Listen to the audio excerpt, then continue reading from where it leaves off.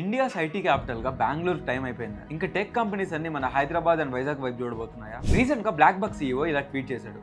ఇన్ని రోజు బెల్లందూరులో మా ఆఫీస్ మాకు ఇల్లు లాంటిది, కానీ ఇప్పుడు ఆఫీస్ నుంచి మేము బయటకు వెళ్లాల్సి వస్తుంది. బెంగళూరు ట్రాఫిక్ వల్ల మా కొలీగ్స్ ఆఫీస్కి రావాలంటే 1.5 hours జర్నీ చేయాల్సి వస్తుంది.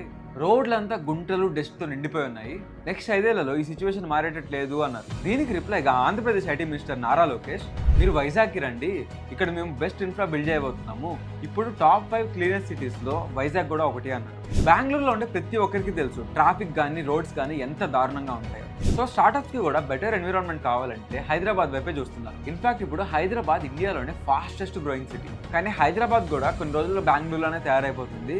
ట్రాఫిక్ కానీ డ్రైనేజ్ సిస్టమ్ కానీ అస్సలు బాగోవన్న ఆర్గ్యుమెంట్ కూడా ఉంది. సో అందుకే ఏపీ గవర్నమెంట్ ఐటీ కంపెనీస్కి ఏపీని ఒక ఆల్టర్నేటివ్గా చూపిస్తుంది. మీరేమంటారు? ఇండియాస్ నెక్స్ట్ ఐటీ క్యాపిటల్ మన ఆంధ్రాలోనే ఉండబోతుందా?